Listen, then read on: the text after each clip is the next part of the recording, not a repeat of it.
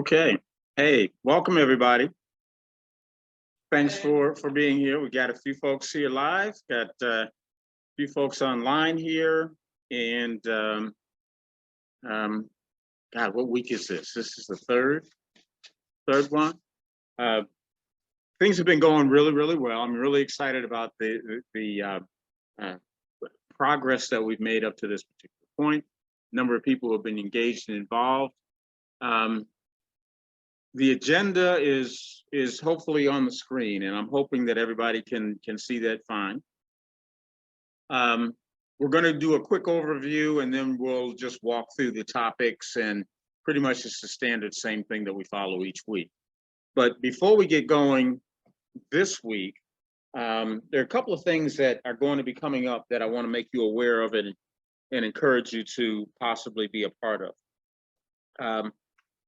This Thursday evening at 6 o'clock here at the center, we're going to be having a community meeting to talk about transportation. And the organization that is working with Transpo and MACOG on that for the community will be online and will present, and they'll have I think a representative here locally, will share information about what they've done up to this point, but their primary thing is going to want to find out what people in the community actually would want to have happen. So it should be a really good conversation and discussion.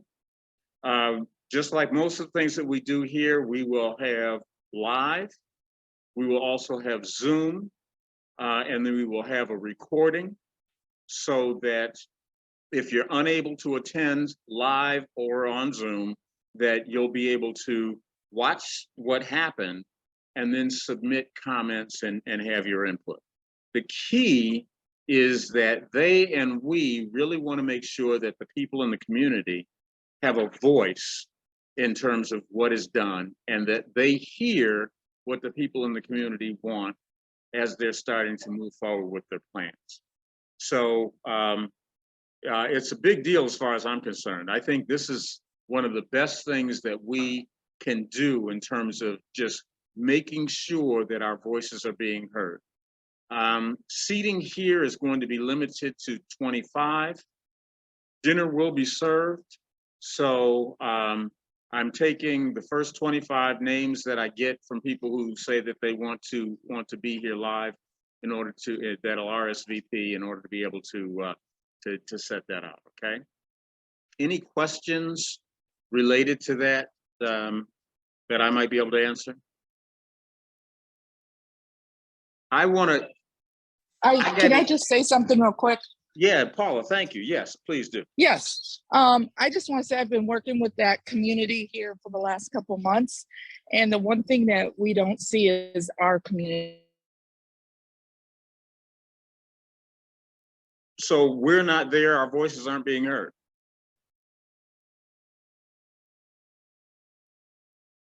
We had Paula and I think we just lost. Try to get her back. I have a particular bias. There's a project that's in the works that's been talking about it that is a trolley, new style trolley. I don't know if everybody can see this. It is very cool. Chuck Lehman brought it to my attention. We have at the center here a complete design book that talks about the way it might look and the impact it might have on the community.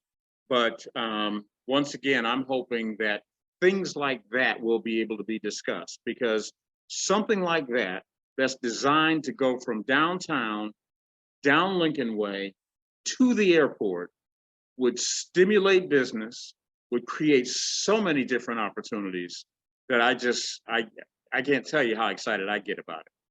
The other thing that comes into mind for me is that businesses that could be created, one, to support transportation ideas in the community to make it that much greater and more robust. And then two, the number of businesses that could be developed and grown just based off of tourism of just all kinds of things that could come out of that. So it's a really big deal. Vita, you had a question for me. This is a trolley with, the question was, is this a trolley with a track? And the answer is, it's an electronic trolley without track. So no, it's an electronic, it's for all practical purposes, an electronic vehicle that would run back and forth down the road. So, I mean, it's just a really cool thing. Okay. Any questions, comments?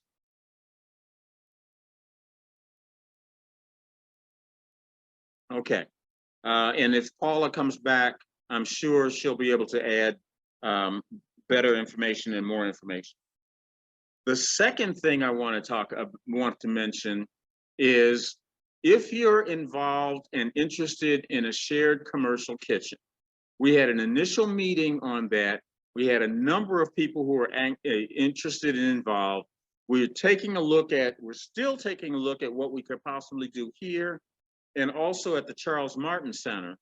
But I'm having a conversation with some people within Focus who want to be involved in that conversation as well. So if you are interested in being a part of that, please contact me so that I can make sure that we can be that we can include you in some of the discussions that we have and the things that we think about, and we can intentionally inform you about what we're learning about what's being developed and what's starting to grow. Okay. And then the third thing that I want to mention before we get started is Project Impact made the decision to join the South Bend Regional Chamber of Commerce. And the big thing there was, it's like most of the members that we have aren't at a position right now where they can spend $400 or $500 to be a member of the chamber in order to be able to try to take advantage of some of the resources.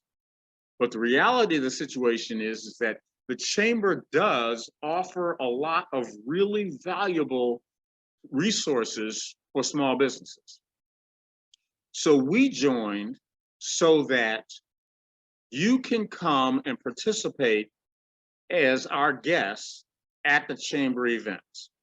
So the deal here is that if there's a monthly chamber event that you want to make sure that you get a chance to be there and to meet the people and talk about your business and that sort of a thing, contact us and we'll do whatever we can in terms of bring you as our guests so that you can participate in this.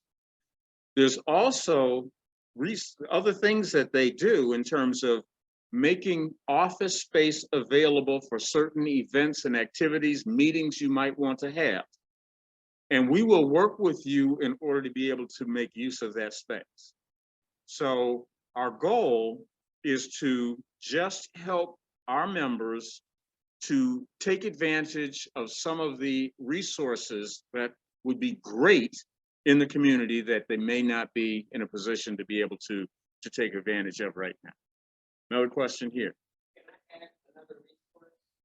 Vita is indicating that she to add another resource. I'm repeating this because audio is there. The RIA Real Estate Investors Association. RIA Real Estate Investors Association. That's real estate agents and investors in the community. Okay, real estate agents and investors in the community. And people can go to those meetings, go for free. Okay, so people can go to those meetings for free, become a member, Or you can become a vendor as well. and become a vendor as well. When you become a vendor, you can speak at meetings, have the business card. So as a vendor, you can speak at meetings and promote your business for all practical purposes. Okay, so I'm going to ask that you provide us some information so that we can make it available to all the members, okay? That's excellent. Is there anything out there, Bill, are you seeing anything in chat or Paula or anyone out there seeing anything that's in chat that we might want to share?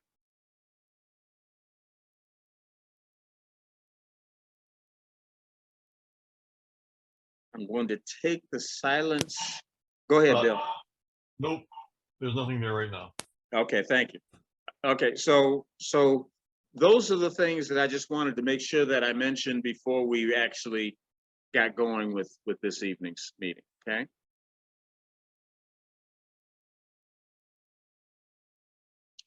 So let's go. Trying to regain control of my screen. I think my computer fell asleep. Hate when that happens. Here we go. Okay, so I'm going to start out with this meeting with kind of like a quick overview of what we had talked about last meeting, and see if there are any questions that you have that are dealt with at this particular point. So we talked about customer relationships, and we focused in on how we acquire, retain, and upsell customers. And we talked about how it's also about how we get referrals and testimonials from them. And we made sure that we wanted to clarify what types of relationships our customers want with us, but also what kind of relationships we want with our customers. And I emphasize my old mantra that all business is not good business. So sometimes a customer may want things from us that we're not willing to provide. That's okay, as far as I'm concerned, but we just really want to make sure that that's part of the relationship that we build with them. We let them know that these things are out of scope, and these things are in scope. But we definitely want to understand what it is the customer is looking for from us, because that'll make a difference in terms of how we interact with the customer, how we offer services to the customer, how we connect with them in a variety of different ways. Is that making sense? Were there any questions that came up as you thought about this stuff and wanted more clarification on, or had an issue with?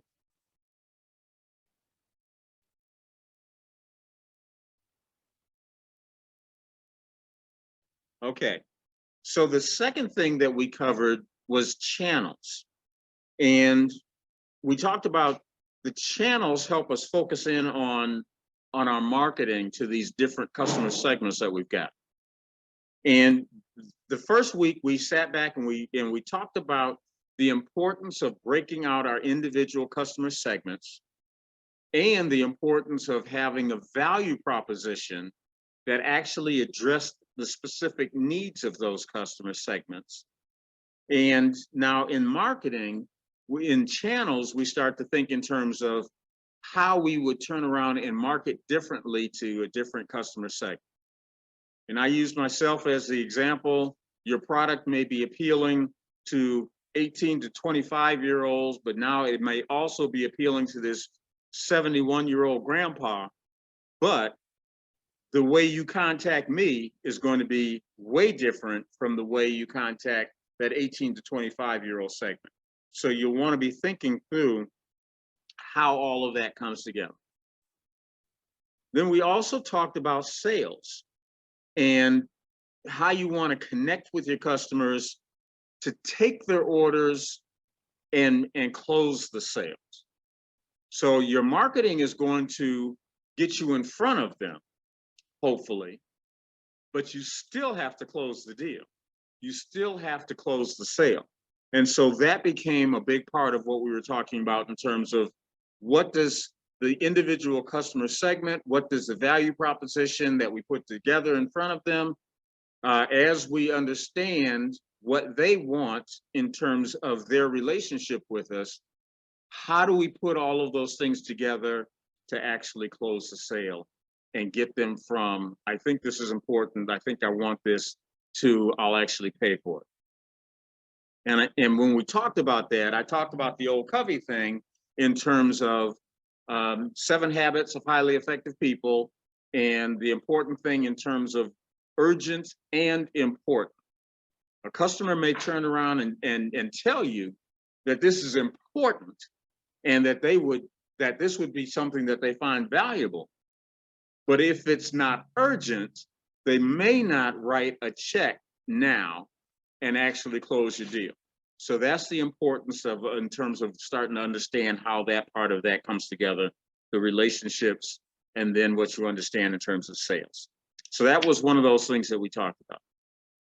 And then finally, we talked about the importance of understanding how we want to support our customers. So once again, relationship, what does the customer look for in terms of ongoing support? What are we going to do in terms of follow-up? I picked on my friend Jeff with the fishing business, and we talked about the fact that went out there, had a great time fishing. The follow-up and support, one, there were pictures of the experience that I remember, but then the other part of it was, and what else, how did I enjoy the experience? What else would I suggest in terms of that? And then letting me upsell, know that there are other things that could be coming that I could participate in. So you start thinking in terms of what are we going to be doing in terms of supporting and following up with our customer.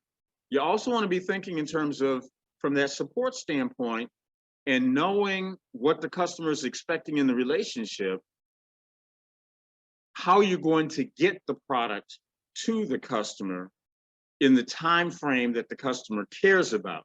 Is it going to be personally delivered? Is it going to be shipped to them? These are all things that you start thinking about when you're looking at these pieces. So those were the things, those were the topics that we covered last week.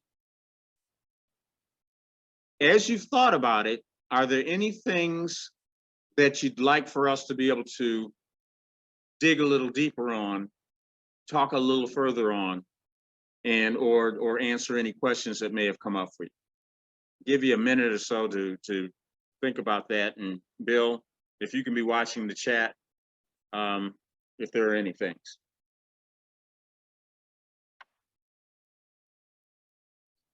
Will do. Okay, so far, and if anything pops up, Bill, jump in and just let me know. Okay. The last thing we did was we talked about our Go Deeper drawing. Now, the Go Deeper drawing was all about, okay, so we've shared information.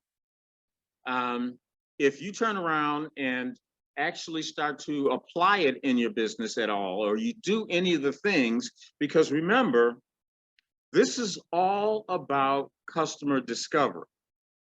Everything that we do right now is what our assumptions are of what our customers care about and want. But it's not validated until we actually go talk to some people, until we actually go find out what they think, until we start having conversations with the people who are our customers and who are our potential customers, and just start probing so that they can tell us what they really care about. And so that then we can compare that with what we thought they cared about. And I'm emphasizing that because we don't want to go out there and say, here's what I think you think. We want to go have the conversation and listen to them and let them tell us this is what they would like, this is what they want. This is the problem that I'm trying to create a business to solve, or this is a problem that I have a business to solve. Does this matter to you? And let them tell us. Now, the reason for that is, one, you don't want to bias them. I mean, because people are nice. People will turn around and it's like, hey, I'm doing a consulting business and I want to provide these services. What do you think? And they're gonna like, James, that's a wonderful idea. I think that's really great. And the reality of the situation is, it's like, they're just trying to encourage me, but they wouldn't necessarily buy the services that I'm offering. But if I turn around and tell them that I'm thinking about creating a business, or I have a business that's trying to solve this problem, I'm not trying to sell you anything. I just want to know, do you think this is of any value at all? Then they can turn around and they can start telling you what's of value and what's not of value, what matters to them, what doesn't matter. If you go back to the tool that we looked at in terms of identifying a value proposition, that turns around and they will tell you the jobs the things that they're trying to accomplish that are important to them, the pains, the things that get in the way of those things being accomplished, the gains in terms of the things that the value that they think that they would get from that. And based on that, that's what we made assumptions on in terms of how we were creating our product and service. Having them tell you directly, now you get a sense of, was I right? Did the research that I did actually prove to be something that people would care about? Would they pay for it? Would they actually deal with it? So those were the things that we've covered up to this particular point. And also, we want to be able to, and we'll talk about this, I'll talk about this in just a little bit. You'll want to be thinking about what you've learned, how you apply it to your business plan, so that your plan is not just the same old boilerplate that you saw on Google from a similar business, and the only thing that's changed is your name. We closed out with our Go Deeper Drawing gift card, okay? So the whole idea was, if you do something with this, you're applying anything with it, you'll turn around and it's like, hey, look, I'm self-reporting, put my name in the hat for the drawing or the gift card, a $50 gift card. And again, no need to show us what you're doing. Your business information is confidential, but you're just indicating that, you know what, I want to be in the drawing and I'm actually using some of this information, self-reporting. So having said that, what we did was we got a number of different responses, but we also decided that everyone who had identified as that participated, we would put all of those names in the hat as well. So we drew some names. Actually, I had a disinterested, not completely disinterested, that's not right. An unconnected member, a person, draw, okay? Actually, I had my granddaughter draw from my hat. No skin in the game whatsoever, okay? And the names were drawn for the August 9th meeting that we had and the August 16th meeting that we had. The winner of the August 9th drawing was I'm messing up your name, Agasara. And the winner for the August 16th was Tavares Perry. So if you're on, I invite you to say just a little bit, tell us a bit about your business or the role you play. I think you're with Ivy Tech. Tell us some things in terms of how you might be working with our folks and adding value and maybe be a resource. Yes, thank you, Jen. My name is Anja Gassaro, and I'm the program chair for entrepreneurship at Ivy Tech. I'm also the AEP instructor. AEP stands for Applied Entrepreneurship Program, and it provides education in partnership with RISE. RISE is the Regional Innovation and Startup Education Organization. It's a nonprofit in the community. So we provide education, entrepreneurship education to college students in the community, as well as other people in the community. And at the end of the program, we give those students who are associated with any college certificates. In general, we provide students frameworks, tools, and then experiences that teach them what it means to be an entrepreneur. We do that in cohorts, what is called the cohort, and we start in August. We just did our first class today and finish in May, and students get opportunities to pitch to different organizations, including Elevate Ventures, as well as we have what is called Rise Space, where students pitch their ideas and get funding. So right now you can reach out to us and have a discussion if you feel like. In the fall semester, we mostly do the business or entrepreneurship foundation, the discovery phase, the ideating, prototyping, those basic information, those basic activities that an entrepreneur do. And in the spring semester, we dive in deeper into your finances, your marketing strategies. Yeah, so if you have any question, do not hesitate to reach out to us. Yeah, and we can have a discussion. Yes, and I'm so excited to be the winner last week. Yeah, it was a surprise, but I was so happy for it. Yeah, thanks, James. You're very welcome. And thank you for being here. I mean, this is an example of a tremendous resource that's in the community that we need to tap into. And there are a bunch of them out there. And the whole purpose of what we're doing is to connect the folks that are developing the businesses with those resources that are out there that can help us develop and grow. And this is just a perfect example of that. And I'm just glad that you're here. Thank you so much. James. The I was- August 16th winner was Tavares Perry. Tavares, are you online here? I am indeed. How you doing? Doing great. So please tell us a bit, please speak up a little louder. Tell us a bit about your business and the contributions that your business is going to make to the community. First of all, thank you. I appreciate being one of the winners. It's a great thing. I currently own Idea Studio, which is a multimedia company in South Bend, and we do a number of different types of things. In most cases, we do video and photography and graphic design. And I also own a startup called Perryvine Wines, where I make wine.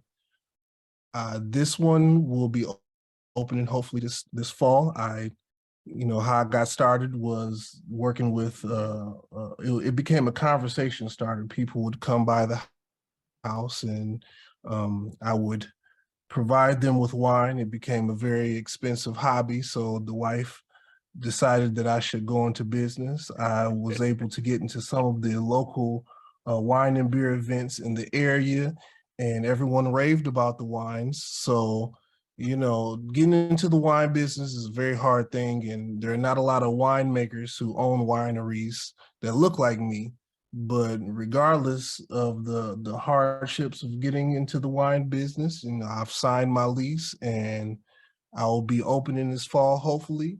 And opportunities like what you're providing, James, and your team, it really helps when it comes to finding funding to get off the ground. It's a very hard thing to try to get some of the resources like signing a lease and getting into a commercial space in order to be able to get my licensing. So having these opportunities come across my way, it really helps me get my foot in the door. And thus far, it's been an enjoyable process, and I'm very grateful to be here today. Well, thank you very much. Oh, wine, boy, everybody knows me, knows I love Cabernet. So we are going to have a conversation. I love it. This is exactly what we were hoping this process would do. The business plan, the business competition is just the hook, okay? The drawing for a $50 gift card, it's a hook, okay? I'm just being honest with you. The real thing is we just want folks from the community getting together and actually intentionally collaborating so we can create an environment, of businesses growing, of community growing.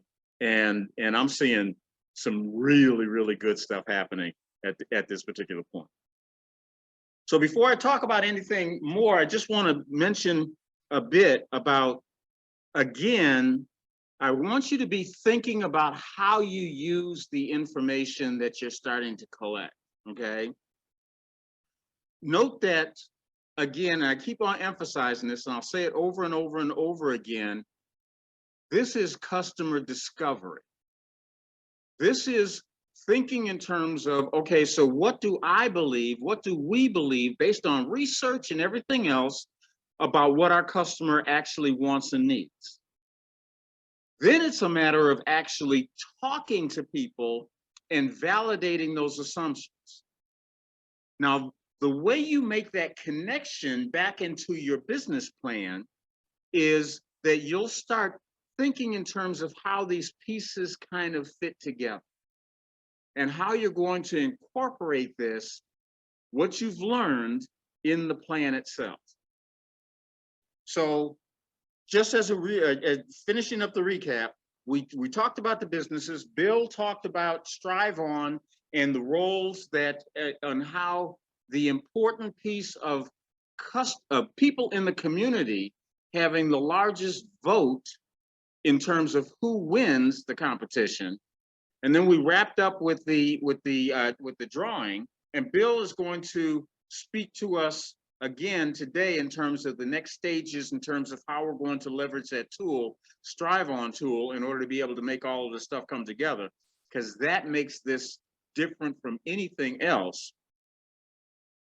But we really want to make sure that we're stepping into how we're going to align these things with our overall business plan. So to just give you an idea of an example of how you might leverage this. One of your things is going to be company description. So, and this is just one of those little handouts that we've got that's available on the website. You can download it. You can make notes from it. It's not like this is super complicated. It's just a matter of a way we organize information and just try to pull things together. So if you're working on this and you're thinking in terms of, well, we did this whole conversation in terms of customer segmentation. You might say in your company description, our research showed that a business like ours would want these different individual customer segments and these individual groups. And from that, we went out and we actually talked to some people and we discovered these additional segments for this other issue. Now, all of a sudden, rather than that being that standard boilerplate, your plan starts to talk very specifically about what it is that you do. The products and services that we offer are based on talking to our individual customers in these individual customer segments, and these were the things that we thought they would want in terms of offering. But in our community, here's what the customers started to say. Once again, now you're making your message that much more personal. Same thing with market analysis. All the research and information told us this. When we actually started talking to people and started doing some things, they told us this, and these are the results that we're getting from that. You start to talk about this information that I gained, this is how it informed our strategy, and that's why we started to implement the plan the way that we did. These are the things that we discovered in terms of that were needed in this community and the resources that we needed and the help. And this is how we put together our organization and management team. We started to understand in terms of how are we going to go to market with this in terms of marketing and planning and all the financial things that we would need. And this is how we determined that this particular financial institution was better suited to be our partner than that one, and that sort of a thing. And that's what informed the projections that we put together. So I'm just trying to emphasize that this is the way that you can actually take the stuff that we're doing to turn around and make your plan be more believable. And that's the deal. I'm telling you right now, I see all kinds of plans all the time. And the vast majority of the plans I see are just cookie cutter, okay? You could go on Google and I could see the same old plan. The only thing that's changed is the names have changed to protect the innocent, right? But now when you start putting something together like this, now those who you want to impress with your plan, it could be to get finance. It could be to turn around and get a grant. It could be to turn around and attract that hot customer that you want, okay? However you want to use the plan, when they read that, they're going to have a sense that, wait a second, this person really knows what they're talking about. And if they're investing in you, the only thing that they really care about is, am I going to get my money back? Am I going to make my return on my investment? And now it becomes more believable because what they're looking at is personalized. Any questions, comments? Hey, and if you disagree with me, I'm okay with that too. Vita, local one question here. Well, I would just think that this is just conflict for profit. No, absolutely not. This contest, the question was just like, so this sounds like this competition, this process is for a for-profit business. And the answer is no. This is for every kind of business, for-profit, nonprofit, and the way you think about how you go to market, everybody's got customers, everybody's got to deal with them. Follow-up question. Well, I guess then they shift the language a little bit. They grant that is for nonprofit, but I know this thinking grant, the grant is for a nonprofit. Grants are a source. The comment here was that that grants are generally thought of as being for nonprofits, but the reality of the situation is that no grants. There are grants for for-profit businesses, and we need to be aware of that. And I don't know if the person is online right now, but one of our members is a grant writing company, and she specializes in helping for-profit businesses attached to grants that are out there. But the fundamental principles are that even if you're working with a foundation that wants to be able to get a return on their investment, you can turn around and explain to them how what you do provides the ROI that they're looking for. That is to say, this is the number of businesses or this number of individuals that you are concerned about their life improving, and here's how we improved it. And you can turn around and say, and here's what the studies showed in terms of how to be able to do that. But when we talk to the customers in this community, this is what they said they needed. And when we provided that, this is how we improved the return on investment. So just be thinking about that in terms of how you use the information in order to be able to tell your story in a more effective way. One more question here locally, and then we'll check to see if there's anything in chat. So for instance, if it's a nonprofit, then it would be a proposal, not business. I don't know. I guess, I always get a lot of research on for-profit, nonprofit. People get confused. The part of the question here was just like, if it's a nonprofit, then it's a proposal and not a business plan. That's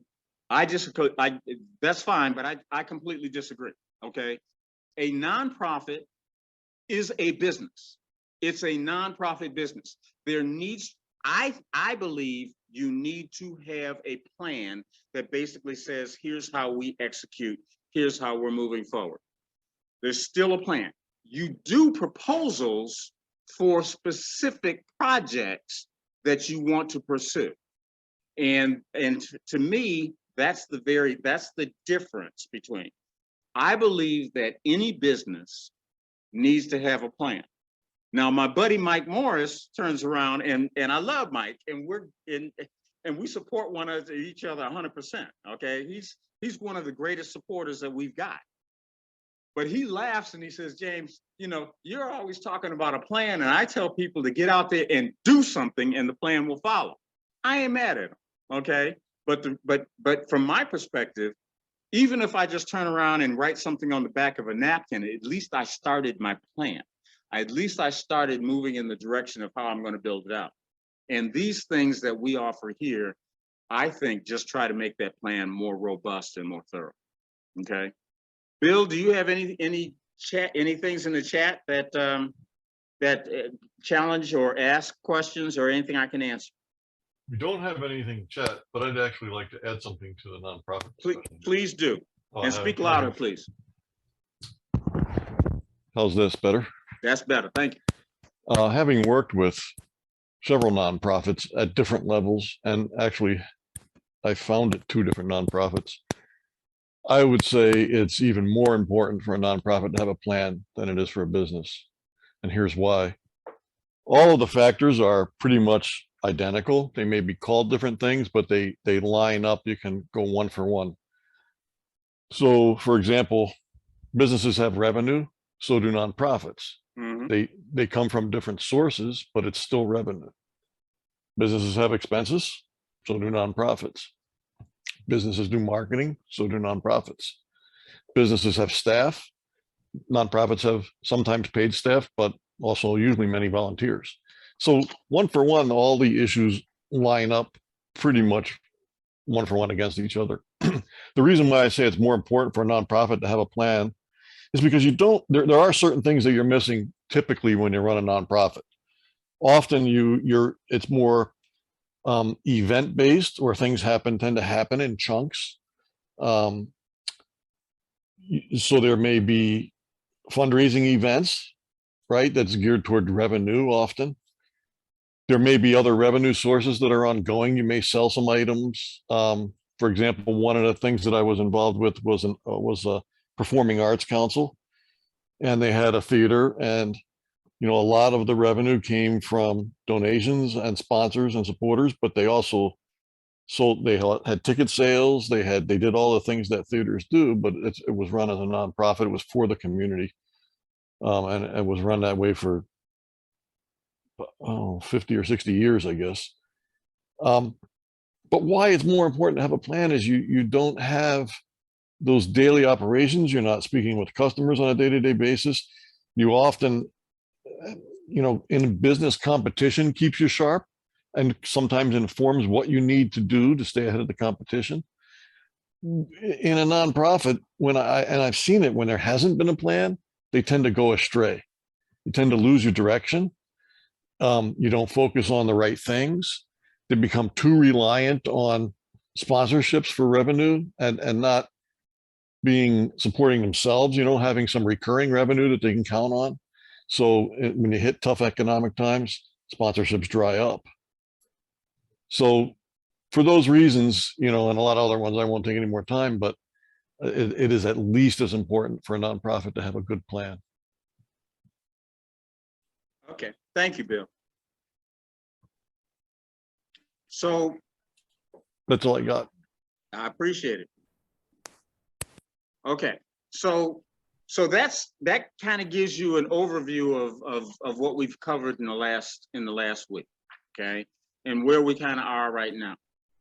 So today we're going to start talking about revenue streams, and we'll cover revenue streams, and I think in key resources. So revenue streams, they look at how to charge and kind of like who to charge and how we're going to price our product or service and what that price should be. So this is what you're seeing on the screen here is just a real simple spreadsheet that we use, okay? Since we're really trying to make sure that we understand things, how things approach, the way I personally approach it, and again, this is just me, but I like to understand what my costs are going to be, and I also want to understand what I'm going to earn, okay? So a lot of the folks that I work with don't have a system in place yet. They don't have QuickBooks, or they don't have an accountant, they don't have a CPA, those sorts of things. So for them, we just provide them a very, very simple spreadsheet, okay? And it's basically the spreadsheet that I used when I was with SCORE. SCORE's probably come up with a more sophisticated something and that sort of a thing. I'll ask Steve to join us at some particular point and share. But this just works really well for me. And again, I'm pretty much a one-trick pony. I find something that's simple, I just stick with it, okay? It helps me capture what are my revenues, okay? So what are the things that I sell to different customer segments, and I can actually get a sense of what's with that. It helps me capture my cost of sales, okay? So if I'm baking pies or something, right?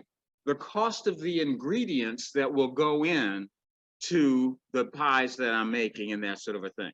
It'll help me deal with my gross profits. That is to say, when I take a look at what my revenue was and I separate out the cost of making my product, then that number is going to be my gross profits.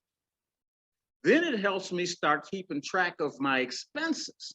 And I mean, like all the expenses. And I have conversations with people all the time, okay, that this is what it cost me to do this. And then I start asking questions. It's like, well, how much did it cost you to drive there? Oh, I didn't think about that. Well, no, that's an expense, okay? You had to fill up the gas tank. You had to take the time. How much do you want to pay yourself? Well, I'm not paying myself anything yet until I get the business going. Wait a second, okay? I got a real hard time with that. If you know me, I don't believe in people doing stuff and providing valuable time and not getting paid for their service, okay?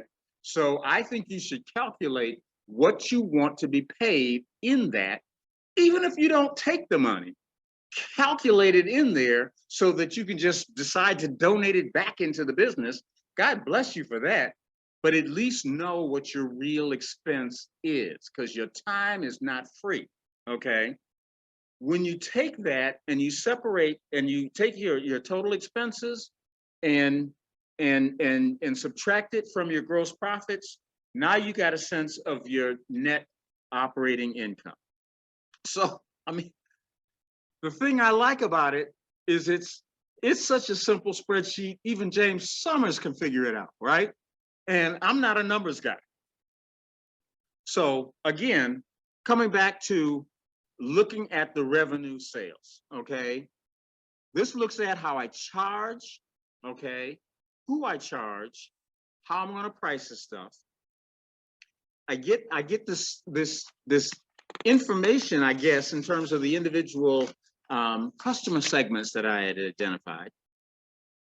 And I can start thinking in terms of there's different prices that I'll have for different services that I offer.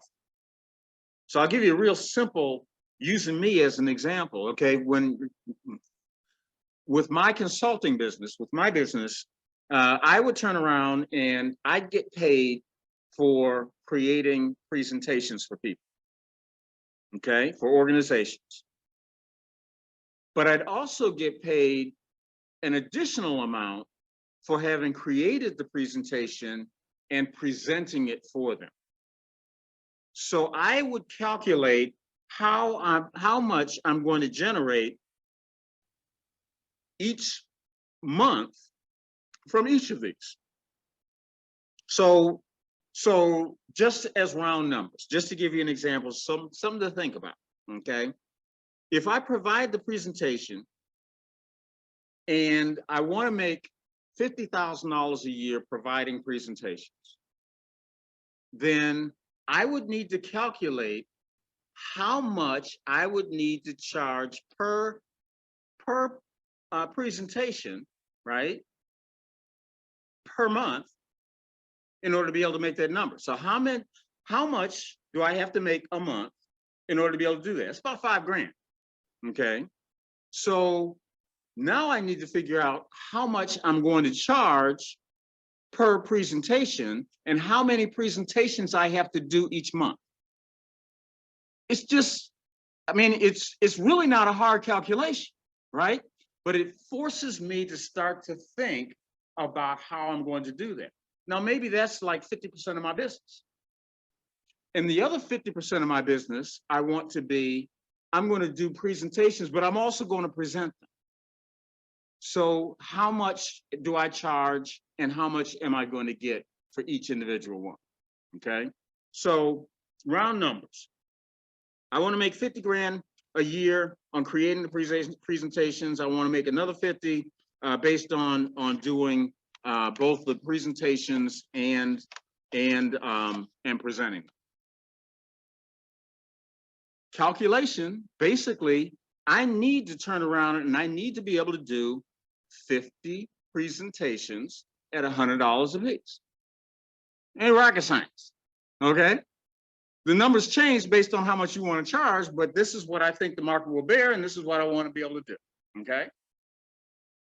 And in order to be able to do $50,000 doing presentations and developing them and presenting them, I got to do 33 to 34 of them every month. Simple calculation. Now, from that information, I can kind of work backwards in terms of it's like, okay, that's really great. James, how are you going to get 50 people to turn around, right? And buy this from you, right? How are you going to get 50 people every month to turn around and buy 50 presentations from you? So now I've got my marketing plan, and I start thinking, now I'm going to put together this marketing plan, and this is how I'm going to go about finding them. This is how I'm going to use social media. This is how I'm going to do presentations. Whatever I'm going to do in order to be able to do that, now I've got it. I start to understand how I'm going to market to these people. The other thing is like getting people to raise their hand, right? I want 50, right? So I probably need to get 150 to raise their hand, right? Or maybe even 200 to raise their hand so that I can close and sell 50.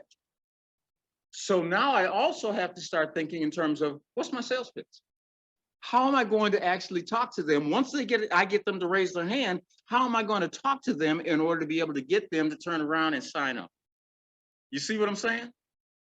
This is how this tool is helpful in terms of trying to get a sense of how I'm going to calculate my revenues, but also how I'm going to hold myself accountable. I can't tell you the number of conversations I have with people that tell me that 1,000 people are going to turn around and want to raise their hand and say, I want this product. And the question is like, okay, how do you know that? Right? What is it that you do or what you doing to get 1,000 people or whatever? But if you got to think through it, now you're starting to put some sense behind your strategy. The other part of it too is now you turn around and say, here's what I thought was going to happen. And then you find out what actually did happen. And now you've got another story to be able to put into your business plan that basically says, here's what we thought would happen. Here's what we did, and here's what really happened. And that's why we know going forward that this is what will happen. Now I'm comfortable. Now I'm starting to believe it's like, maybe you know what you're talking about.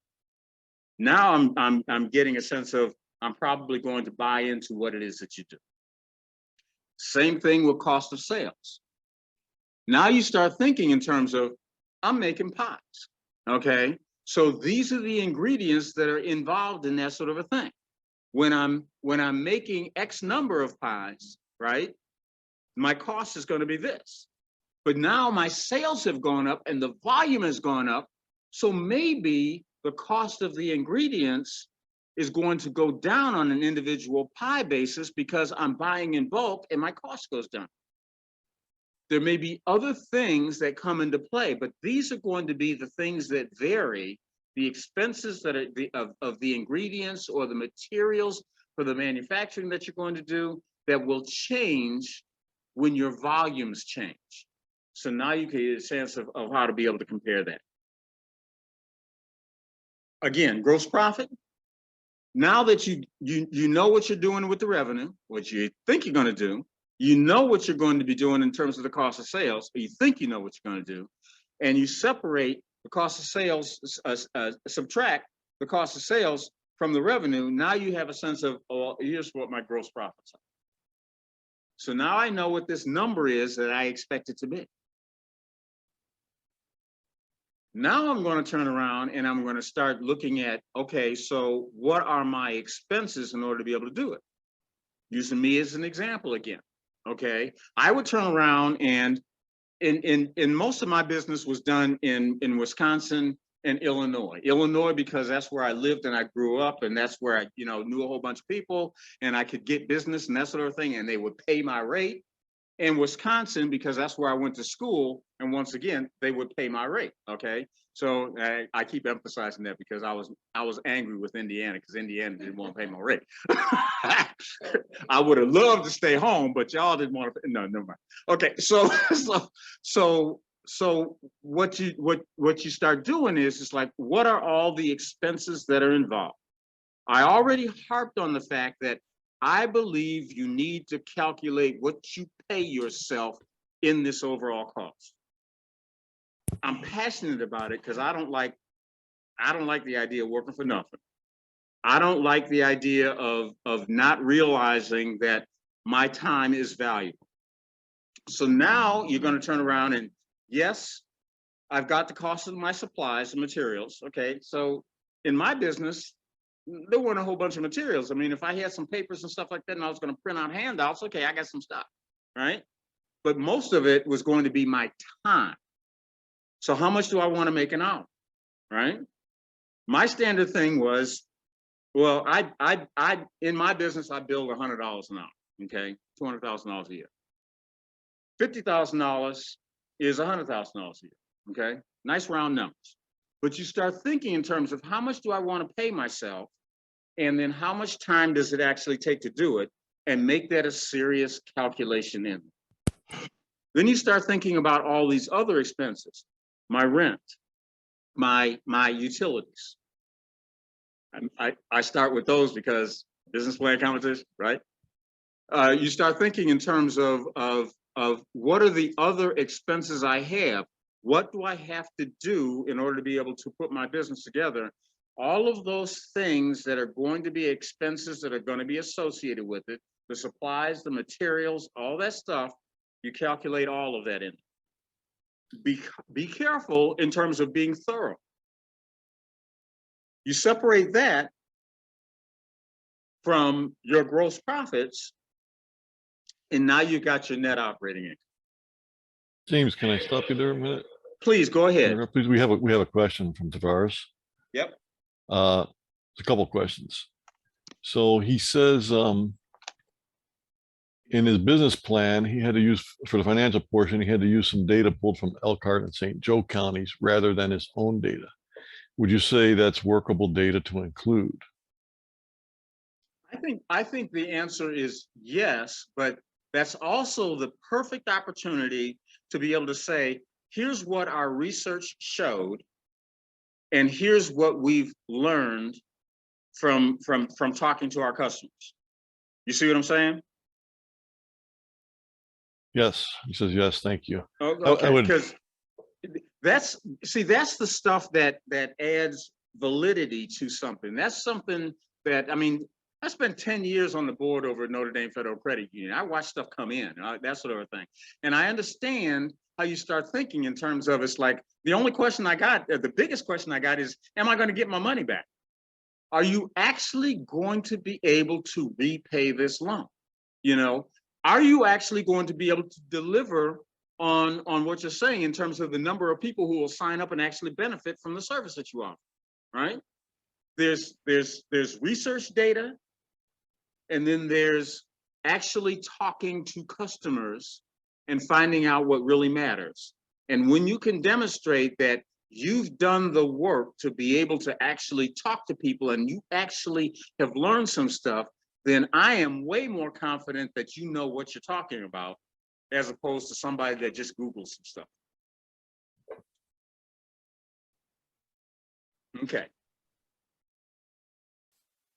So another thing to think about, and I'll make sure I'm not moving too far on here, is you also want to think in terms of, okay, so how are we going to charge people? What do my customers really care about, right? And how are they going to want to pay? Will they pay a one-time fee or will they pay a recurring fee? You want to make sure that you're thinking in terms of customer support. How am I actually going to be providing these things and supporting my customer? How is that going to impact the relationship in terms of what they want to pay and how I'm going to charge, right? If I'm turning around and I have to spend a whole bunch of time with you, that's another issue. I'll give you me as an example again. When I first started consulting, my first client was Whirlpool, and then I did a bunch of major corporations, and that was really wonderful, except for the fact that it was just an extension of what the work I had been doing before. But then when I turned around and I started identifying some individual customers, I sat down and we negotiated a specific thing, right? After we negotiated the price, how much we would be paid for the project, yada, yada, yada, came back, I was happy.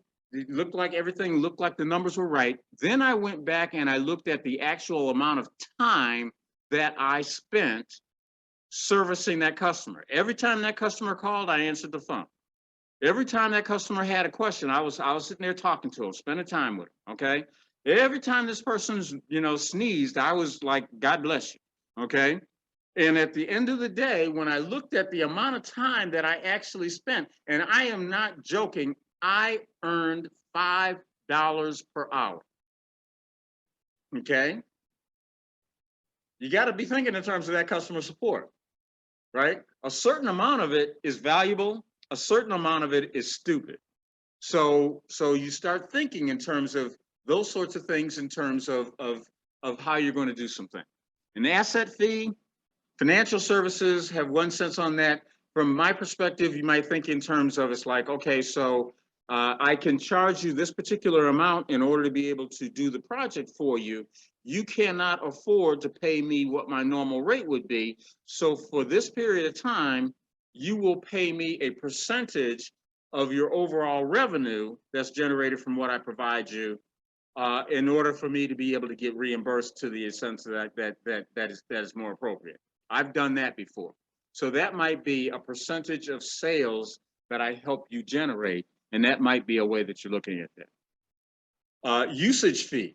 Maybe I've got a product that the more often you use it, that sort of thing, you're going to pay for it every time you use it. And maybe the rates change if you use it a lot, but that goes down and that sort of a thing. But now you start thinking in terms of how you're going to charge. You may turn around and have a subscription. So now you have a service that you provide and people subscribe to your service and that sort of a thing. Maybe that's the way your business model works. You may be a landlord and you lease space and you rent space and that sort of a thing. So maybe that's the way that your business actually works for you. And maybe you have a product that you license. So that might be a way that I'm just throwing out a bunch of different things for you to think about in terms of how you want to think about how you're going to generate your revenue. Is there a question out there or a comment?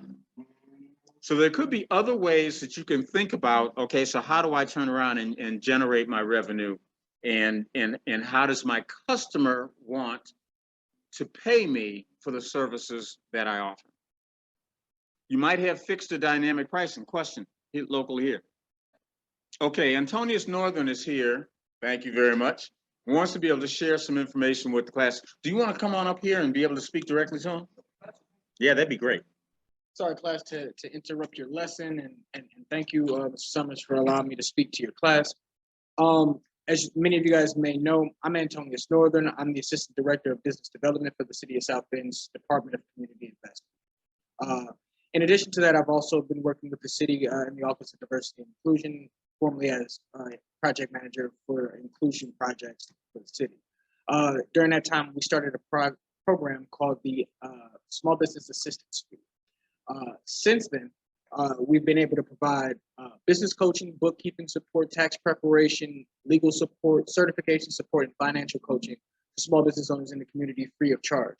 That's an effort to build the ecosystem of business owners, but also to make sure that our business owners have what they need and they're not struggling to actually connect with these types of service providers. Just think that that was, super important that we try to connect the ecosystem.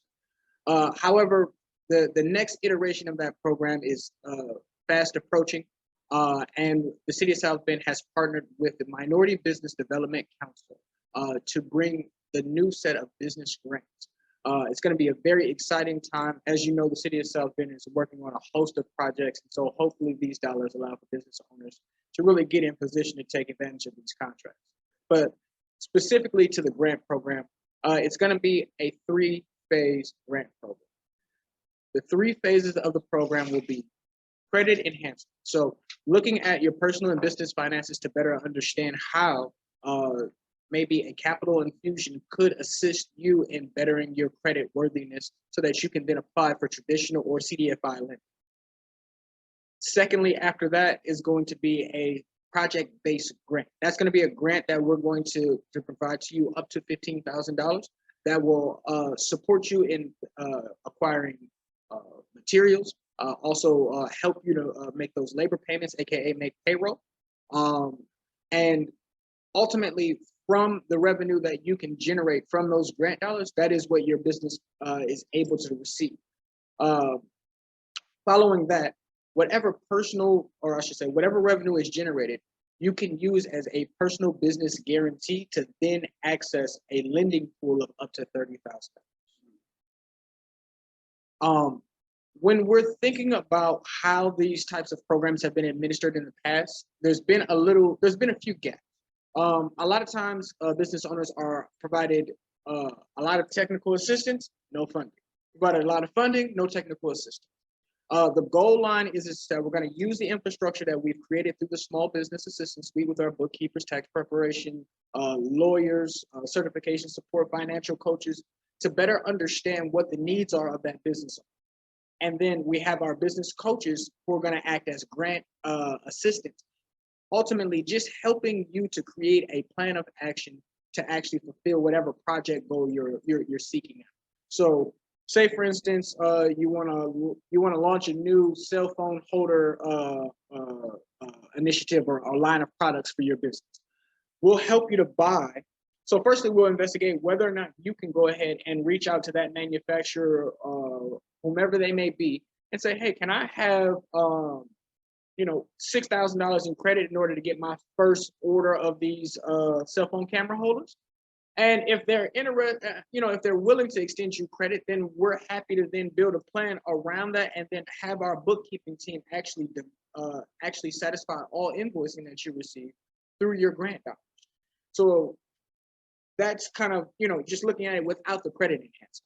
However, if you run into a situation where they say, hey, we can't extend your credit, I want to know why. I want to know why you as a business owner aren't receiving access to credit.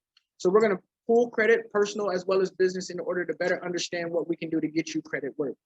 We're happy to actually satisfy some of those financial obligations specific to that project.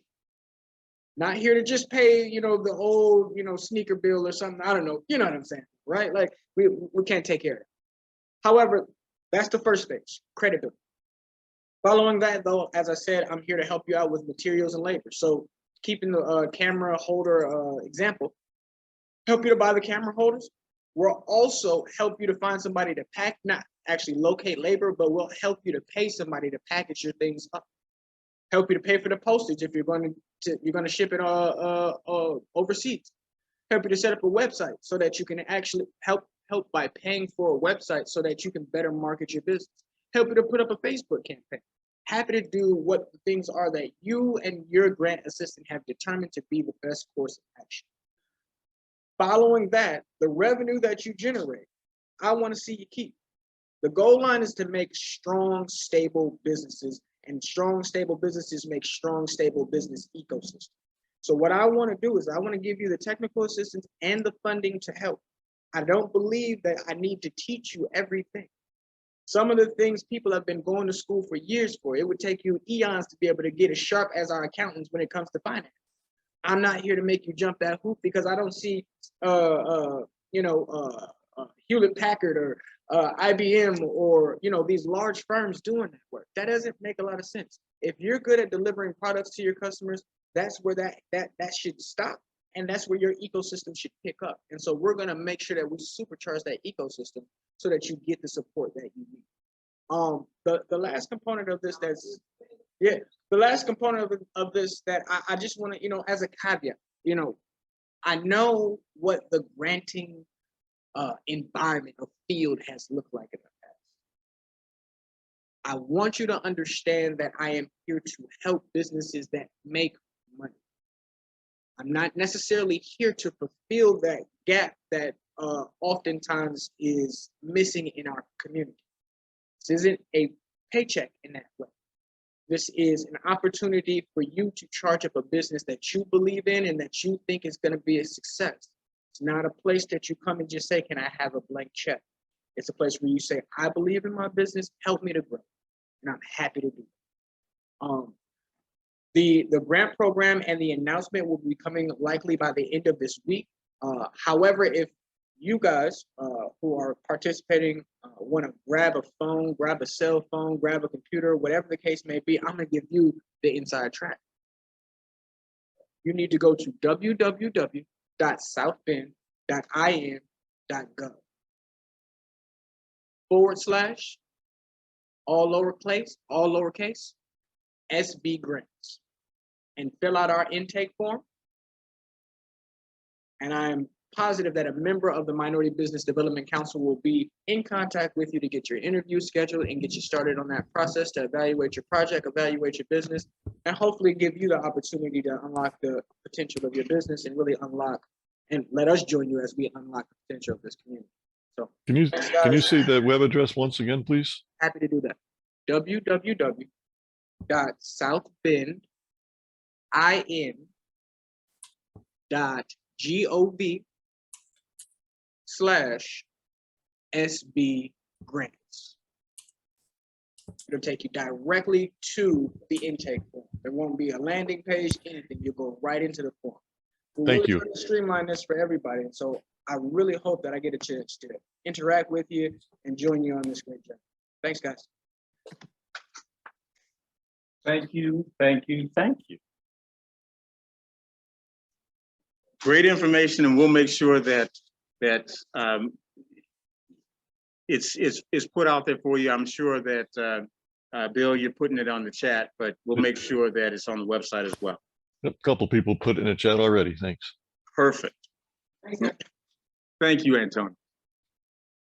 So now, so we again, you start thinking about in terms of your pricing. Is it fixed pricing? Is it always the same, or dynamic? Does it change based on the circumstances?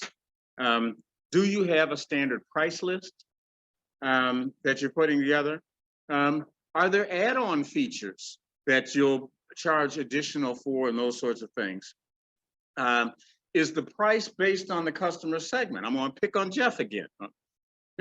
My buddy. Okay, but again, one customer segment in that business is a community organization that wants to be able to create the opportunity to get kids and the parents, out together fishing for an activity. Well, there's one pricing thing around that, but then you turn around and you got the old grandpa like me that is willing to pay a premium to get out there in order to be able to learn some stuff so that when I take my grandkids out, they have a super time. The pricing that's going to be associated with that is going to be completely different. And then is there going to be a volume discount? Maybe, there's a certain price, but when you turn around and, if you order one t-shirt, this is the price, okay, but you order 1,000 t-shirts, well, now per t-shirt, the price goes down significantly simply because of the volume. So you start thinking in terms of the way those things will come together, but you want to be thinking very seriously in how does your customer segment want to pay? These are things that you'll take completely into consideration as you're pulling it together. So you can take a little break here, give you 5 to 10 minutes. for you to be thinking in terms of, okay, so how does this apply to my business? So here's a little simple streamline revenue stream checklist that can be available online. But again, the stuff we have is not complicated. You would think in terms of what's the product, and in this particular case, you know, based on the individual revenue stream, what's that product that I want to do? What's the profit? Based on the calculation that we step back and think about in terms of, it's like, okay, so you know, my revenue minus my cost of goods, my gross profit, and then my expenses, and then what am I going to net out of that? What's my pricing strategy? And then how does my customer want to pay? Take a few minutes, jot yourself some notes, and then we'll answer any questions that pop up in the chat, answer any questions I can come up with here locally, and then we'll come back, try to answer those, but at least it'll start us moving along the pace. And then when we come back from that, Bill will turn around and give you the latest on the Strive On tool that'll help you get all of these customers signing up saying yours is the most wonderful business in the world, and you'll win the business plan competition. Let's just take a few minutes on this. Okay. Okay, so for the sake of time, we're going to move on, and we're going to move on to Bill. Bill, are you ready? Yes, sir. Okay, so I'm turning this over to Bill, and Bill will give us the latest update on the Strive On app. I got to tell you, I got a little preview of this today, and I'm kind of excited. So go ahead, take it over, Bill. Okay. Let me share my screen.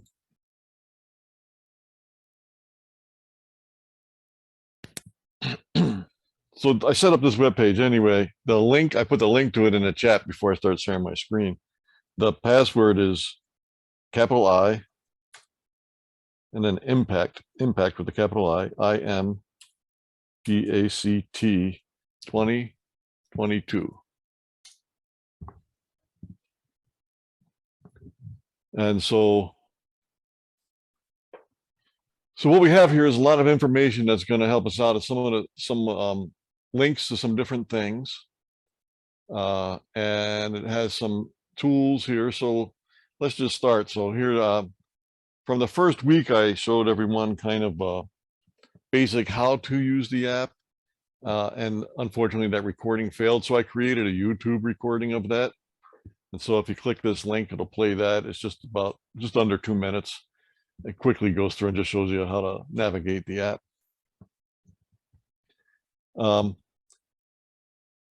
In addition to that, in thinking about, you know, we've talked about we're going to use the app, and you'll all be able to tell your stories. You'll be able to engage with the community, be able to talk about your business, your backstory, your personal story, you know, and so on. So I hope you've been thinking about that. So here, if you click all these blue things here that are underlined are links.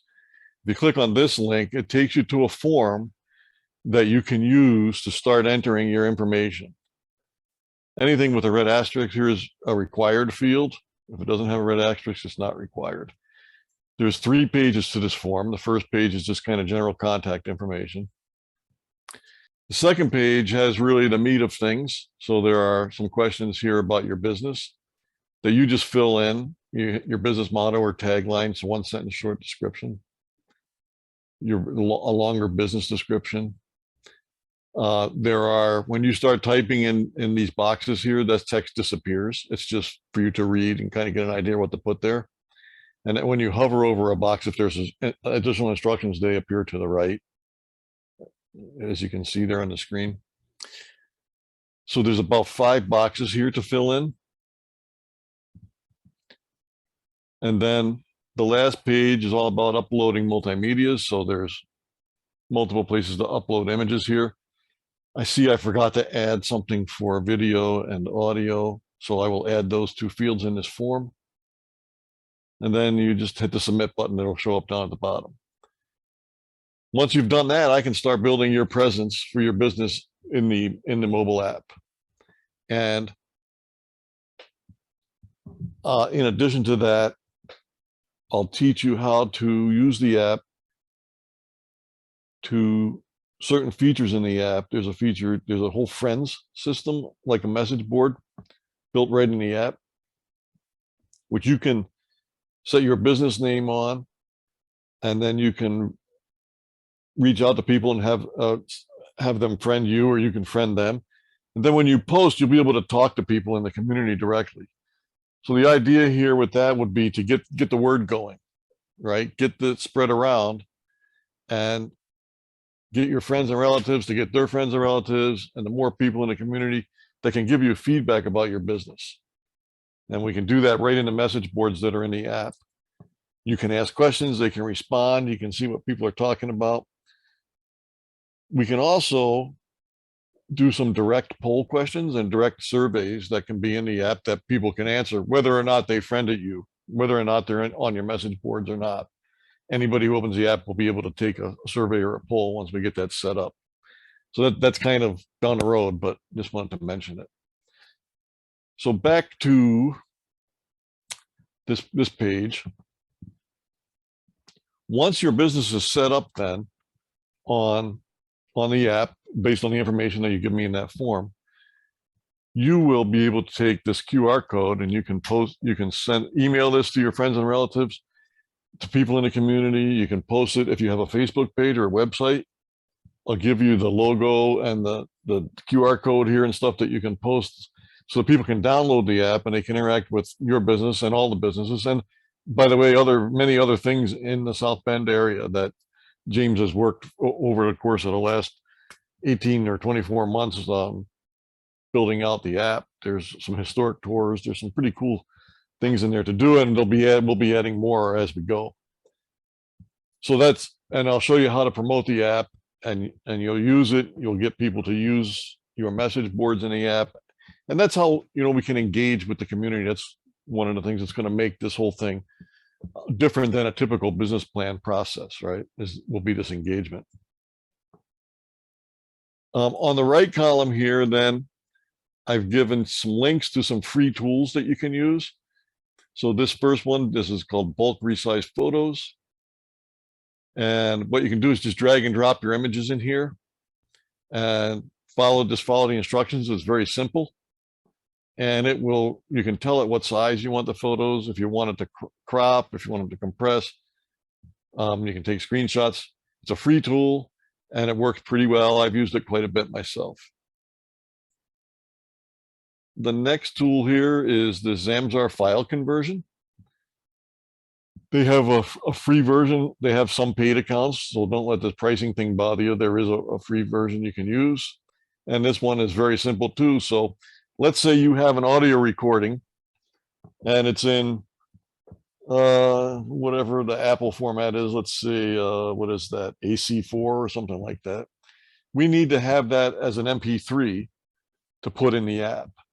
So if you have some recording that's already done, or if you are using an iPhone, you can dig that file out of your phone, hopefully, or you can bring this website up on your phone and you should be able to submit that here. Or if you're using a Mac computer, it'll be the same thing. You'll have like an AC4 file. This will convert it to an MP3. You just choose the files here. You can choose it from Dropbox, from Google Drive, or from your computer. And then you'll choose one here. And then what do you want to convert it to? You can select MP3, I'm sure is in here somewhere. Well, I guess you got to choose a file first, right? So it knows what kind of file are we looking for. Music formats here.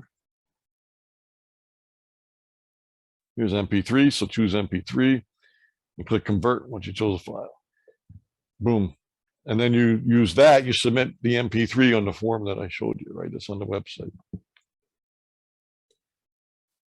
The next one is called Photopia.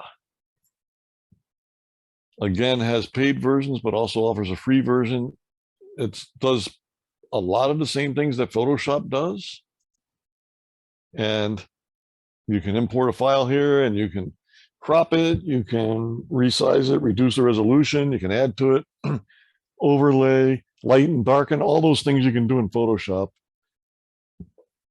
Most of them you can do here, whether it's, and it'll accept Photoshop images, it'll accept, here's all the formats down here at the bottom that it'll accept. GIMP right here, this XCF, that's another free photo editor that's not online. It's a desktop that you would download, but that's pretty good too. I use that a lot, but this one's online and it's free for to use.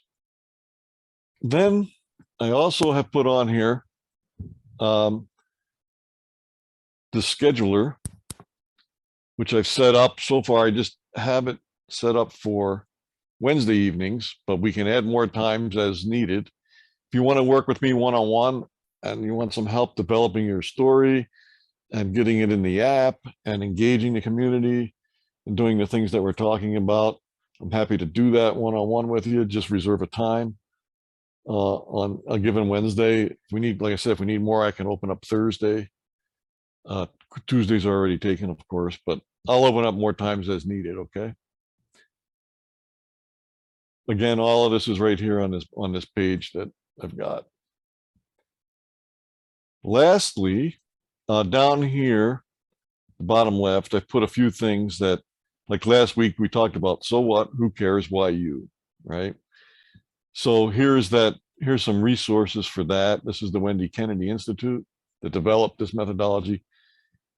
As I mentioned last week, it's a lot geared toward innovation and technology, but it really applies if you think in broader terms, right? And the way that this is used, and it gives you some bullet points here, kind of.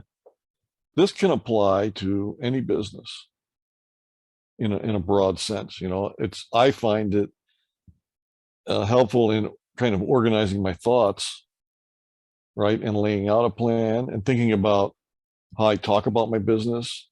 What is my competitive edge, right? How do we execute differently? Who is a customer? You know, what products or services actually are good money, right? Whereas James was talking about earlier, you don't want to work for $5 an hour. So you have to think about profits. You have to think about higher margin profits, right? The things that are, you can either get a higher price for, or that cost you less, and maybe there's some added value you can add to it to increase your margin, right? So anyway, this framework is just really good for kind of in the background thinking and organizing your thoughts on your story and on your business. So those resources are here. Tonight we're going to talk about this one.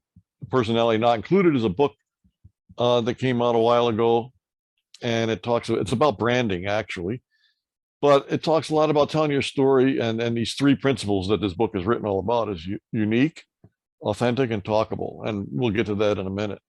But there's a resource here too. You can click that link, you can follow it. There's a couple of sites that I find interesting. Now, again, some of these have, like, they want to charge for things, but they also offer a lot of free things. You can poke around their site. If you want to learn a little about, you know, social media marketing, there's some pretty good things out here. This site happens to have it. They've broken it down into different target groups, and you can see what they use and different ideas, so on and so forth. And you can look through this on your own. That resource is here, as well as this other one, Moosend. And it has some steps for building your strategy, your social media marketing strategy. And again, this has some pricing. They do some consulting and things, but they also have some of these free things on here. Just something to think about. So with that, let's take a look at Personality Not Included. So this book is kind of about branding and thinking about the personality behind your brand and building relationships with your customers. Not just about marketing a product. It's not just slick marketing, but building these relationships, because in any business, the number one thing you want really is repeat business, right? You want happy customers, satisfied customers, and you want them to come back and you want them to tell others to come to your business. So you can do that by building a relationship with them and having a brand personality. So we're going to just quickly go over these concepts. This is a whole book. You can find it. The name of the book is Personality Not Included if you're interested. But we'll just go through kind of a summary here. So one thing that the authors talk about is bad profits. And they refer to that as the profits that you earn without regard for customer satisfaction or happiness. Their contention is that that brand personality, that concern for customer satisfaction, is what creates businesses that are loved instead of liked, and that become iconic instead of ordinary. And probably the best example that you can think of that today is, a lot of people would say is Apple, right? So there's all kinds of Android phones, and people often switch between Android phones, different brands, different models. But people that have iPhones always have iPhones. And that's the only phone that exists in the world to them because they love their iPhones. Apple has just become this beloved brand. And a lot of it has to do with their brand personality. Their customer satisfaction levels are super high. And even people who don't use other Apple products, like myself, I'm a PC guy all the way. I don't have a Mac. I've worked on them. I did tech work in a school district for several years, back about 10 years ago. And really didn't care too much when I had to manage 400 iPads. Was not really my favorite thing to do. But I have an iPhone and I use both. Of course, doing mobile apps, I have an iPhone and I have an Android for testing and so on. I actually much prefer the iPhone. Maybe it's because it was the first smartphone I learned on, could be part of it, but it just seems smoother and a little more intuitive to me. That's my opinion. But anyway, Apple is a really good example. They've become an iconic brand instead of just an ordinary brand. And I'm sure you can think of some other examples of that, right? People love Apple. They don't just like them, they love Apple. So they say there's 3 points in building this brand. The first one is being unique. So there's different ways that you can become unique, right? Find an uncontested space. Find something that's not being offered in your community. Find something that's not being offered in your county or in your area and offer that. Or do something that's really different. Maybe it's the same product, maybe it's kind of a similar service, but do it really in a different way. So you're positioning yourself differently from your competition.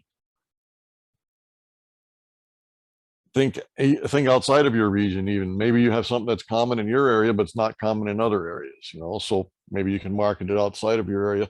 It would make you unique in some other area. The point is, when you do these things, this starts to build your backstory, right? What is it that you're already doing that's unique? So when you tell your story, you want to bring that to the front. Authenticity, they say, is the second main point. So it's about having a great backstory. It's about your personal journey sometimes, right? Your passion that drove you to start this business. What it is that you think the need is, whether it's a nonprofit, whether it's a winery, right? There needs to be some authenticity there. And entrepreneurs always start out very authentic because they're very passionate about what it is that you're doing. And so hold on to that and remember that and tell that story, bring that out. People can relate to that because whether you're an entrepreneur or not, everybody's had some idea at some point in time that they thought, something should be done this way, or I should do something like that, or we need this product, or we need that product, right? Or I wish there was a service for this. So hold on to that passion. Keep that feeling of what it's like when you start and use that in your story. they talk about in this book, they talk about to care about more than just profits, right? It should be a goal, but it should be one of many goals, not the goal. That lens, that makes your story authentic. That's where your passion comes from. The last point that they say in building a brand like this is to make it talkable. And you can do that. James has done some examples of this already, right? He said earlier tonight about the hook, offer something of value. So the hook here was not the business plan competition is a great thing to do, right? But like he said earlier, the hook is, that's the hook, right? The whole bigger idea is to get the community working together, intentional collaboration, as you know, as we call it. James is calling it. I think he coined that phrase, right, James? So it's about bringing the people together. The business plan competition is just the hook, as are the giveaways. He said that freely earlier tonight. So offer something of valuable. That makes it talkable, right? It gets you talking.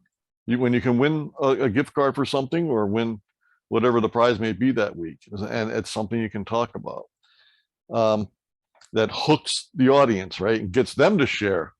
So this is what I was mentioning earlier, that when we build your story into the app, you're going to want to use the message board and so on and so forth, to the tools that are available to not only share your story with the audience that you know, but to get that audience to share with the audience that they know, right? I mean, this is how kind of all social media grows. The advantage that we have with this app is it'll be very focused. You can ask questions directly, and you'll be able to get feedback, you know, directly without just reading through comments. I mean, there will be feedback that we can measure. So give them something of value, make it talkable, give them a hook so that they can get interested and they can hook others into it as well. And then get out of the way. When you have people that are talking about your business in a good way, let them. Help them. Give them the right tools. Give them the things to talk about.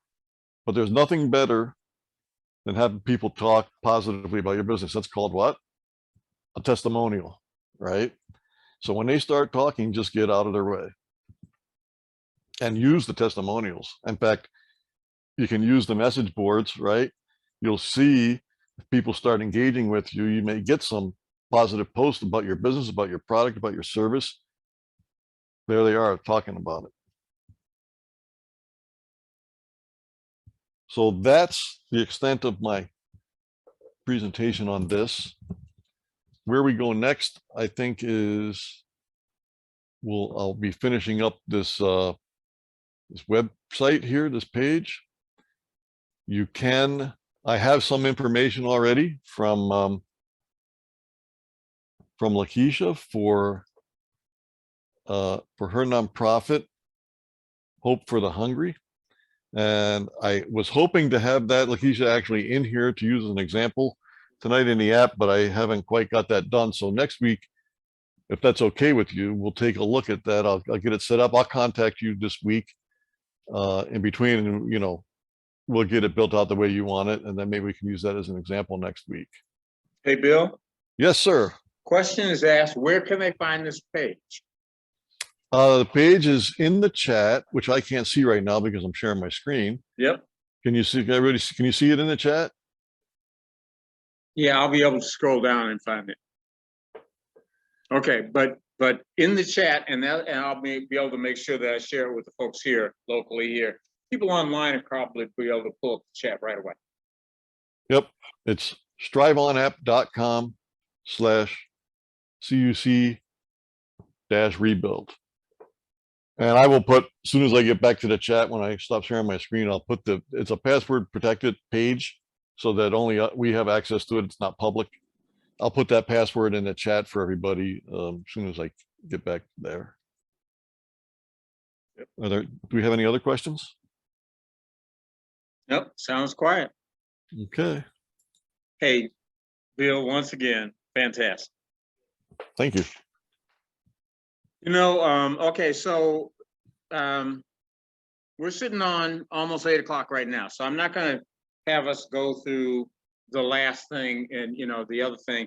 we'll just adjust and we'll cover the topic, the second topic that we were going to cover. We'll cover it next week. I just want to thank all of you. This is going even better than I imagined, just from the standpoint of the people that I know who are influencers, who have access to information, wanting to be able to share it with.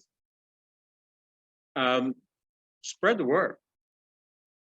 Let's keep on getting people connected to want to be able to take advantage of it. The story, the stuff that Antonius told us in terms of the things that they want to be able to bring, that's trying to listen to you, to the community, in terms of what is it that I want and what is it that you're doing and it ain't working, and here's how it needs to be working better. Let's keep making sure that we're being heard and changes that are important are being made, okay? I want to remind you about Thursday and being able to participate in this whole thing in terms of talking about transportation. Let me know if you want to attend and break bread with us and talk about it here. But also, we will make it available online so you can join that way. And we will make sure that there's a recording of it so that if you're not available, everybody's busy. You can watch it, you can look at it, and you can submit your comments and your input. I just want your voice to be heard, okay? The second thing I talked about was the shared commercial kitchens. If you or anybody you know wants to be involved in terms of how do we create and make shared commercial kitchens throughout this community available so that the needs can be fulfilled, and I'm talking about fixing a food desert. I'm talking about creating businesses that are profitable where we share and sell product. We haven't even scratched the surface in terms of what the potential is in this community. So this whole, if there's anybody talking to you about the fact that it's like, well, there'll be too much competition, you know, if I share information, then my business will go down, and that's just stupid stuff, okay? Think seriously in terms of abundance. We are so underserved right now that everybody who wants to be able to do anything and be able to make a good living providing services could do it, and we still wouldn't fulfill all the needs. Then there was the other thing in terms of, I mentioned the fact that we joined the Chamber of Commerce so that you would be able to take advantage of the services that they provide. Please, please, please take advantage of this. And I'm actually asking this because I don't want Project Impact's board to turn around and say, James, we told you that was a stupid idea and it didn't work. I want I want you to turn around and take advantage of it so that I can say, see, I told you it was a brilliant idea and we need to do more of that stuff. Okay. So, and be thinking about how you will tell your story. Please, please, please take advantage of what Bill is making available to you. This is a really smart dude. This is a really, really potentially great app. Work with him. He's willing to donate and share with you time that should be ridiculously expensive. Take advantage of it, use it so that we can promote your businesses in this community and encourage as many people as you possibly can to watch it, to learn about your businesses, to vote for you, but also to use the app so that we can turn around and get more and more and more people understanding the amazing value that is in this community that's not tapped. If you would like to have 5 minutes at the next meeting to share some information about your business, shoot me an email. And let's give you your 5 minutes of fame to be able to talk about it. It'll also be recorded, so then if you want a copy of the recording, you can turn around, you can share it again and again and again and again. I recommend that.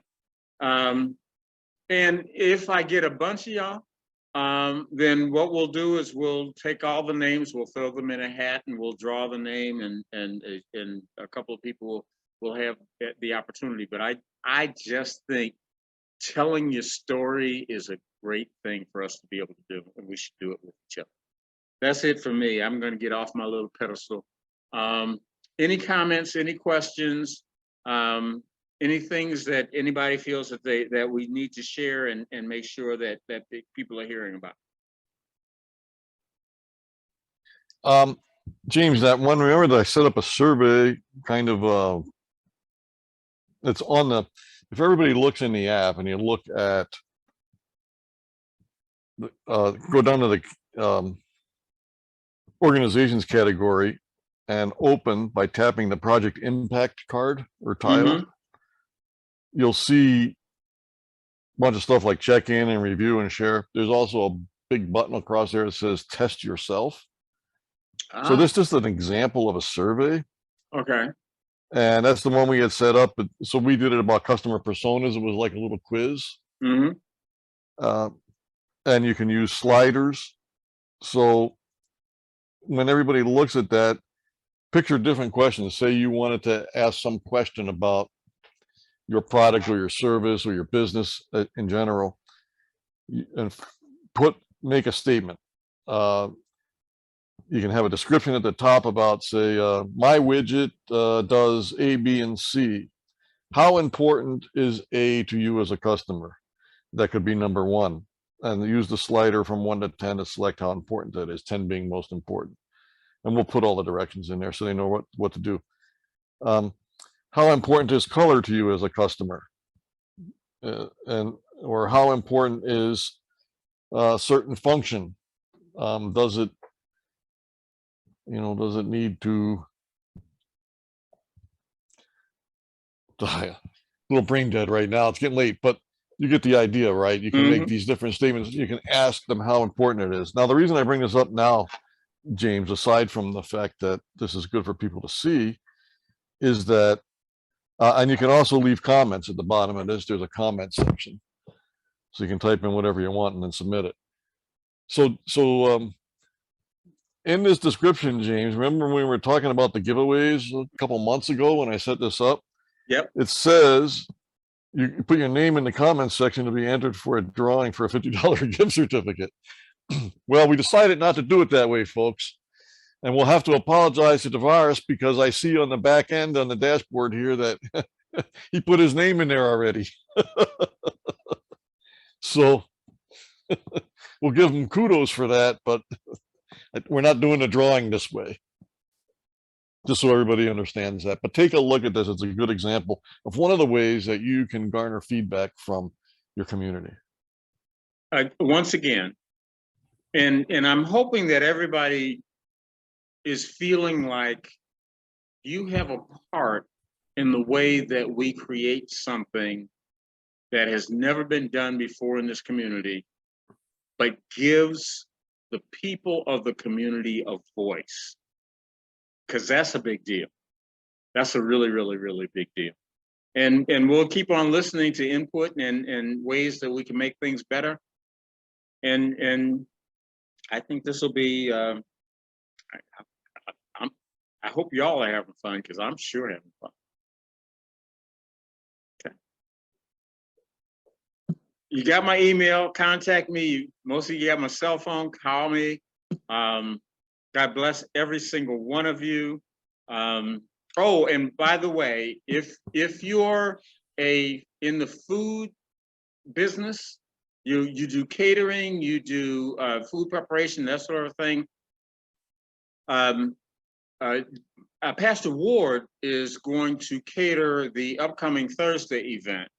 And the way that happened basically is that I hung up the phone talking to the folks about putting the event together, and the phone rang short after that, and we were talking about something we were going to do together, and he's a member. So I asked him, I said, hey, look, I need somebody to feed some people. Will you do it? And he said, yes. My point becomes, we just want to do business with y'all. If you provide services and you think that it's something we could use, contact me, tell me, let's do it. And we'll just figure out a way to be able to do business with you. Because I want you to make money, but I also want you to grow your business, but I also want us to be supporting each other. So, and I especially mention that because we'll probably be doing some other upcoming events. So if any of you are in the food business and you want to cater something, it is, again, you tell me what you charge and I will find ways to pay you. It's not like I'm going to get you to bid against each other and the cheapest person wins. It's a matter of, it's like, I want to make sure that our businesses are getting business and getting exposure and that sort of thing. I hope that makes sense. God bless y'all. Let's have a great evening. Good night. Good night, everyone. All right, good night. Good night, James, Bill, everyone.